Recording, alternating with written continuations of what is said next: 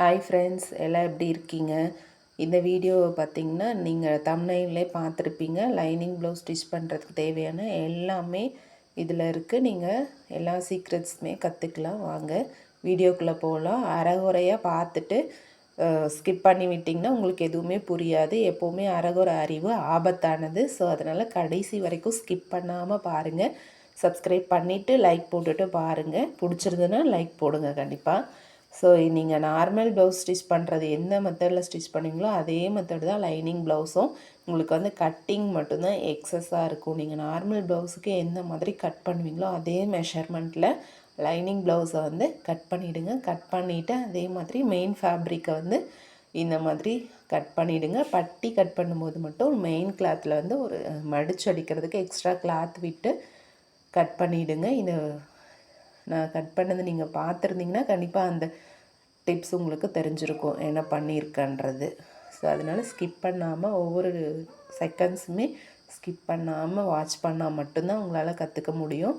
Lining blouse ரொம்ப கஷ்டம்லாம் கிடையாதுங்க. அதுவுமே ரொம்ப ரொம்ப ஈஸி தான். நீங்கள் நார்மல் ப்ளவுஸ் எப்படி கம்ப்ளீட் பண்ணுவீங்களோ ஸ்டிச் பண்ணுவீங்களோ அதே மெத்தடு தான்.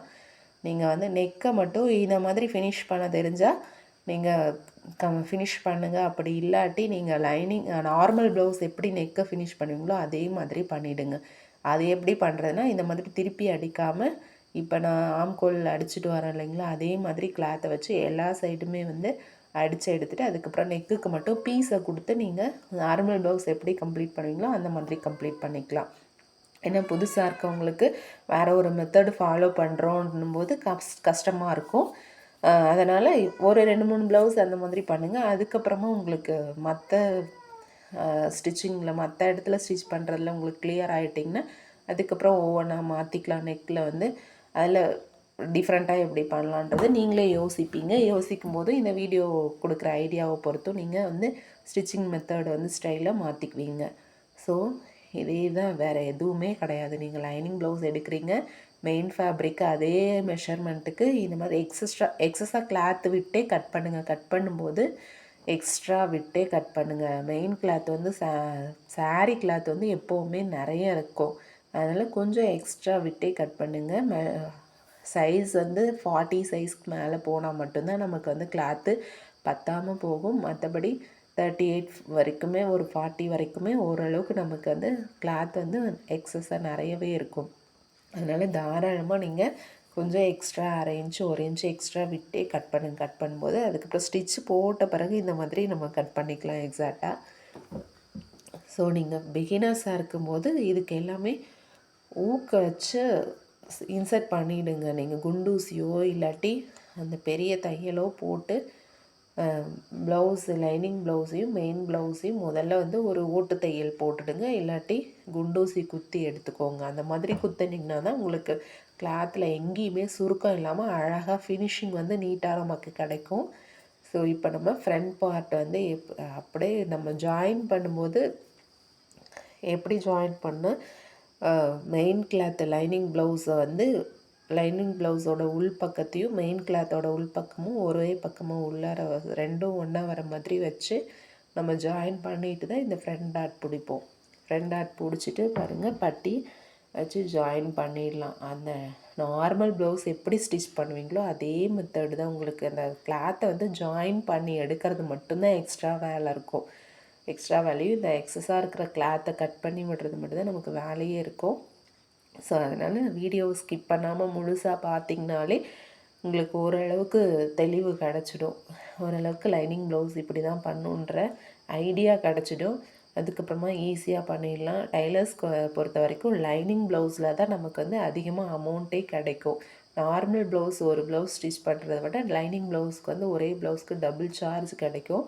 ஸோ நம்ம அதை விட இது ஒரு 1/4 மணி நேரம் இல்லாட்டி ஒரு 20 நிமிஷம் எக்ஸ்ட்ரா வேலை செய்கிற மாதிரி இருக்கும். அதுக்கே வந்து நமக்கு அந்த ஒரு ப்ளவுஸ்க்கு அந்த காஸ்ட் வந்து கிடச்சிடும். அதே கட்டுறது தான், அதே எம்மிங். இதில் வந்து எம்மிங் ஒர்க்கே இருக்காது. கையெல்லாம் வந்து நீங்கள் நான் சொன்ன மெத்தடில் இந்த நெக்கை ஃபினிஷ் பண்ண பார்த்தீங்களா, அந்த மாதிரி ஃபினிஷ் பண்ணி எடுத்துட்டோம்னா கைக்கு எம்மிங் எடுக்கிற வேலையே இருக்காது. ஊக்கு வைக்கிற வேலை மட்டும்தான் லைனிங் ப்ளவுஸில் இருக்கும். ஸோ நெக்குமே நான் ஃபினிஷ் பண்ண மாதிரி ஃபினிஷ் பண்ணிங்கன்னா உங்களுக்கு இதுவுமே ஒரே தையலில் 2 தையல் தான் நம்ம போடுற மாதிரி இருக்கும். அப்படி இல்லாட்டி நார்மல் ப்ளவுஸ் ஸ்டிச் பண்ணுற மாதிரி பண்ணிங்கன்னா கிராஸ் பீஸ் கட் பண்ணும், அதில் 2-3 தையல் எக்ஸஸாக டைம் வந்து நமக்கு அதிகமாகும். ஸோ டைம் ஆகுதுன்னு பார்க்காதீங்க. பிகினர்ஸாக இருக்கவங்க உங்களுக்கு எந்த ஸ்டெப்ஸ் ஈஸியாக இருக்கோ, எந்த மெத்தட் ஈஸியாக இருக்கோ அதை ஃபாலோ பண்ணி ஸ்டார்டிங் ஸ்டேஜில் கற்றுக்கோங்க. ஸோ பாருங்கள், இப்போ நம்ம வி பட்டி கொக்கி பட்டியே கொடுத்துட்ருக்கோம்.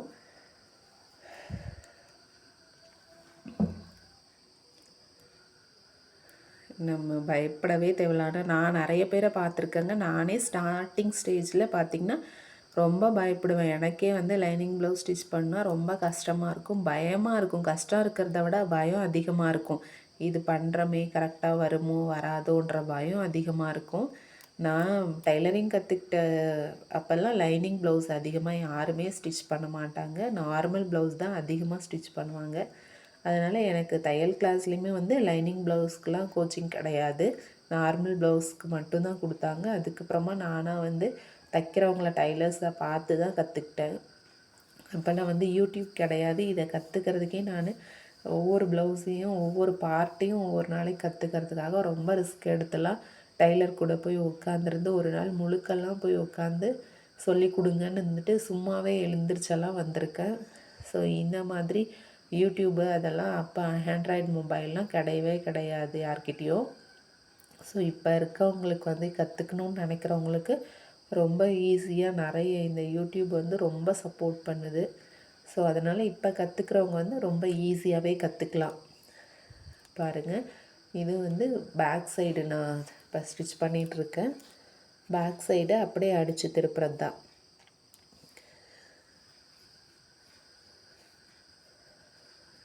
அடித்து திருப்பும் போது மட்டும் தையலை வந்து கரெக்டாக அந்த கார்னர்லேயே வர மாதிரி ஒரு நூல் மட்டும் கேப் இருந்து கார்னரில் வர மாதிரி அடித்து திருப்பிடுங்க. நம்ம பேக் சைடு எப்படி முன்னாடி அடித்தோமோ அதே மாதிரி நெக்கு இதில் அடித்து கம்ப்ளீட் பண்ணலாம். ஆனால் நான் இதுக்கு வந்து பைப்பிங் வைக்கணுன்றதுக்காக அடித்து திருப்பாமல் அப்படியே அட்டாச் பண்ணுறேன். பிகினர்ஸும் வந்து இதே மாதிரி அட்டாச் பண்ணிவிடுங்க. பேக் சைடு கீழே வர பாட்டமையும் நீங்கள் இதே மாதிரி வச்சு அடிச்சுட்டு கூட அதுக்கப்புறம் நார்மல் ப்ளவுஸ் நம்ம எப்படி மடக்கி அடிப்போமோ அந்த மாதிரி அடிச்சுக்கலாம். பட் அந்த மாதிரி மடித்து அடிக்கணும்னா நீங்கள் அதுக்கு எக்ஸஸாக 1 இன்ச்சு கிளாத் வந்து கீழே இடுப்பு சைடு கீழே விட்டுருக்கணும். அந்த மாதிரி விட்டுருந்தீங்கன்னா இதே மாதிரி அட்டாச் பண்ணிவிட்டு அதுக்கப்புறம் மடித்து திருப்பி இருந்துருக்கலாம். பாருங்கள், நல்லா இந்த சுருக்கெல்லாம் எதுவும் வராமல் இருக்குன்னா நீங்கள் ஒரு ஓட்டு தையலை போட்டுடுங்க. இல்லாட்டி சிரமம் பார்க்காம குண்டூசி எடுத்து குத்திடுங்க. இவங்கெல்லாம் வீடியோவில் எதுவுமே இல்லாமல் ஸ்டிச் பண்ணுறாங்க, நீட்டாக வருது, நம்மளும் அந்த மாதிரி பண்ணிடலான்ட்டு தயவு செஞ்சு பிகினர்ஸு ஃபஸ்ட்டு கற்றுக்கிறவங்க அந்த மாதிரி பண்ணவே பண்ணாதீங்க. குண்டூசியை போட்டுட்டு அதுக்கப்புறமா ஸ்டிச் பண்ணுங்கள். நீங்கள் ஒரு 10 ப்ளவுஸ் ஸ்டிச் பண்ணி எக்ஸ்பீரியன்ஸ் ஆனதுக்கப்புறமா இந்த மாதிரி ட்ரை பண்ணலாம். ஆரம்பத்திலே ட்ரை பண்ணிங்கன்னா ஏதாவது ஒரு இடத்துல சொதப்போம். அப்புறம் அது தையலை பிரித்து ஓட்டுற மாதிரி வரும். அதுக்கப்புறம் நமக்கு ஃபினிஷிங் கரெக்டாக வரலன்னா லைனிங் ப்ளவுஸ் தைக்கணுன்ற எண்ணமே வராமல் போயிடும்.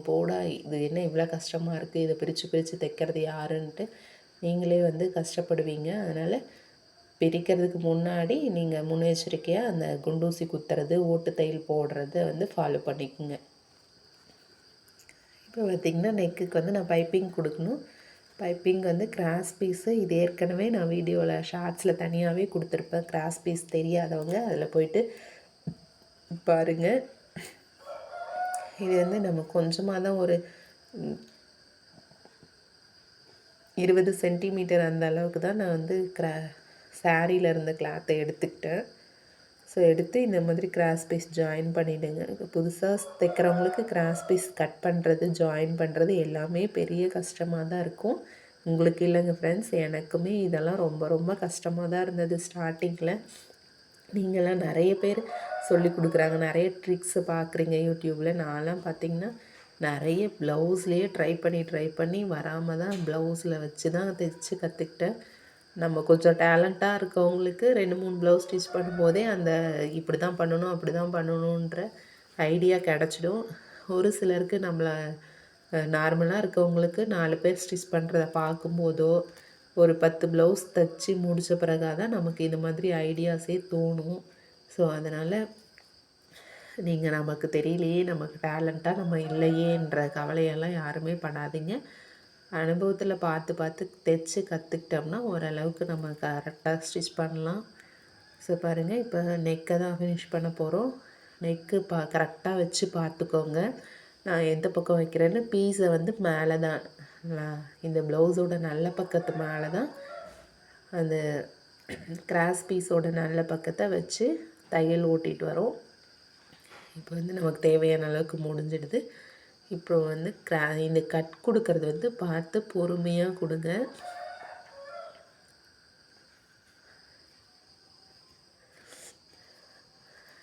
எங்கெல்லாம் வளைவு வருதோ அந்த இடத்துல கொஞ்சம் எக்ஸஸாக கட் கொடுத்துக்குங்க. கட் கொடுத்துட்டு இந்த மாதிரி பைப்பிங் வந்து அழகாக கம்ப்ளீட் பண்ணுங்கள். ஒரு ப்ளவுஸுக்கு வந்து நம்ம நெக் எப்படி கம்ப்ளீட் பண்ணுறோமோ அதை பொறுத்து தான் அந்த ப்ளவுஸோட அழகே இருக்கும். ஸோ நெக்கை மட்டும் கரெக்டாக ஃபினிஷ் பண்ணிங்கன்னா தான் பார்க்குறதுக்கு அழகாக நீட்டாக இருக்கும். ஸோ அதை மட்டும் கொஞ்சம் பொறுமையாக டைம் எடுத்து பண்ணுங்கள்.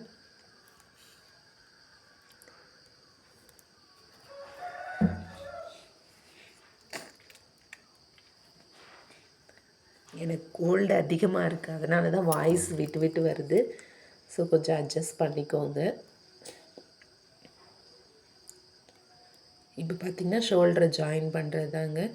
2 பக்கமே ஷோல்டரை ஜாயின் பண்ணிட்டு இந்த ஸ்டிச்சஸ்லாம் வந்து டபுள் ஸ்டிச் வந்து அப்போவே போட்டுடுங்க. கையோட ஒரு தையல் போட்டுட்டு மறுபடியும் திருப்பி போட்டுட்டிங்கன்னா உங்களுக்கு வேலை ஈஸியாக முடிஞ்சிடும்.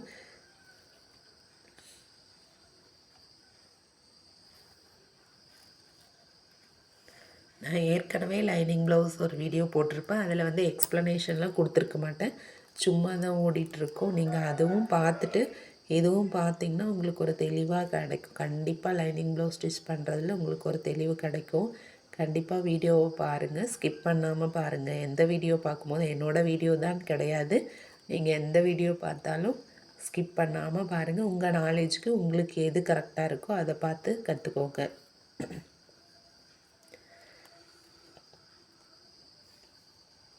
இப்போ இதுவும் பார்த்திங்கன்னா கையும் அதே மாதிரி தான். முன்னாடி நம்ம நெக் எப்படி ஃபினிஷ் பண்ணுமோ, பேக் சைடில் கீழே பாட்டம் எப்படி கம்ப்ளீட் பண்ணுமோ அதே மாதிரி தான் கை. நீங்கள் எல்லாத்துக்குமே வந்து குண்டூசி போடுங்க. அப்படி இல்லாட்டி ஓட்டு தையல் சென்டரில் போட்டு விடுங்க. அப்போ தான் சுருக்கம் இல்லாமல் இருக்கும். முடிஞ்ச வரைக்கும் லைனிங் ப்ளவுஸ் வந்து பூனம் கிளாத்தை ஸ்டிச் பண்ணுறதை அவாய்ட் பண்ணிவிடுங்க. பிகினர்ஸாக இருக்கவங்க வந்து பூனம் கிளாத்து எப்படி ஸ்டிச் பண்ணாலும் சுருக்கம் வரும். ஸோ அதை மட்டும் அவாய்ட் பண்ணிவிட்டு இந்த சில்க் கிளாத்து, மற்றபடி காட்டனு இதெல்லாம் வந்து கரெக்டாக ஈஸியாக ஸ்டிச் பண்ணிடலாம். பூனம் வந்து ரொம்பவே எப்படி பண்ணாலும் பிகினர்ஸாக இருக்கவங்களுக்கு எங்கேயாவது ஒரு இடத்துல சுருக்கம் வந்துடும். அதனால் அதை வந்து கொஞ்சம் எக்ஸ்பீரியன்ஸ் ஆனதுக்கப்புறமா ஸ்டிச் பண்ணி கொடுங்க. இப்போதைக்கு முடிஞ்ச வரைக்கும் நீங்கள் கஸ்டமரையே வந்து பிரைன் வாஷ் பண்ணிவிடுங்க. இதெல்லாம் ஸ்டிச் பண்ணிங்கன்னா சுருக்கம் வரும், அது வரும், ப்ளவுஸே வந்து கொஞ்சம் நல்லா இருக்காது, அந்த மாதிரி ஏதாவது ஒன்று சொல்லி அவங்கள பிரைன் வாஷ் பண்ணிவிடுங்க. முடிஞ்ச வரைக்கும் நீங்கள் தைக்காமல் இருக்கிறத பாருங்கள். ஸோ பாருங்கள் ஃப்ரெண்ட்ஸ், ஓரளவுக்கு நம்ம இப்போ கை ஸ்டிச் பண்ணி முடிச்சுட்டு கையை ஜாயின் பண்ணோம்னா நமக்கு வந்து ப்ளவுஸே கம்ப்ளீட் ஆகிடும். பாருங்கள், இந்த கை மட்டும்தான் ஒரு சிலருக்கு வந்து இந்த கிளாத் வந்து பத்தாமல் போகும். கை பத்தலை, கைக்கு வந்து கிளாத் பத்தலைன்னா நீங்கள் ஜாயின் போட்டுடுங்க. பார்டர் இருக்கிற கை மட்டும்தான் இந்த மாதிரி கைக்கு மட்டும்தான் கிளாத்து பத்தாமல் போகும். ஏன்னா பார்டர் சின்னதாக இருக்கும். கொஞ்சம் கிளாத் வந்து இந்த லைனிங் ப்ளவுஸ்லேயே இந்த சாரியில் வர ப்ளவுஸில் ஒரே ஒரு ப்ராப்ளம் என்னென்னா பார்டர் வர இடத்துல வந்து கிளாத் பத்தாமல் போயிடும். ஸோ அதுதான் வந்து நம்ம கரெக்ட் பண்ணுற மாதிரி இருக்கும். மற்றபடி லென்த்து வந்து அதிகமாக இருக்கும், அகலம் வந்து கம்மியாக இருக்கும் சாரீ ப்ளவுஸ் கட் பண்ணும்போது. அதனால தான் கைக்கு வந்து பார்டர் வந்து கரெக்டாக வரவே வராது. ஸோ அதை வந்து கட் பண்ணும்போது கரெக்டாக கட் பண்ணிவிட்டு நீங்கள் எவ்வளோ பெரிய கிளாத் அதிகமாக மீந்திருந்தாலுமே அந்த இடத்துல ஜாயின் பண்ணுற மாதிரி தான் வரும். நீங்கள் அதை ஜாயின் பண்ணிட்டீங்கன்னா உங்களுக்கு கிளாத்து கரெக்டாக இருக்கும். ஸோ பாருங்கள் ஃப்ரெண்ட்ஸ், பொறுமையாக பாருங்கள். இப்போ கையும் அட்டாச் பண்ணியாச்சு. இப்போ வந்து கையை வந்து நம்ம கரெக்டாக இருக்கிற மாதிரி வச்சு தையல் போட்டுடுங்க. அளவு ப்ளவுஸை வச்சு மெஷர் பண்ணுங்கள். நீங்கள் ஒவ்வொரு முறையும் தைக்கும்போது அளவு ப்ளவுஸ் வச்சு கை, இடுப்பு எல்லாமே ஒரு டைமுக்கு 2 டைம் வந்து செக் பண்ணிவிடுங்க. செக் பண்ணி முடிச்சுட்டு இந்த மாதிரி ஸ்டிச் பண்ணால் மட்டும்தான் நமக்கு கரெக்டாக வரும்.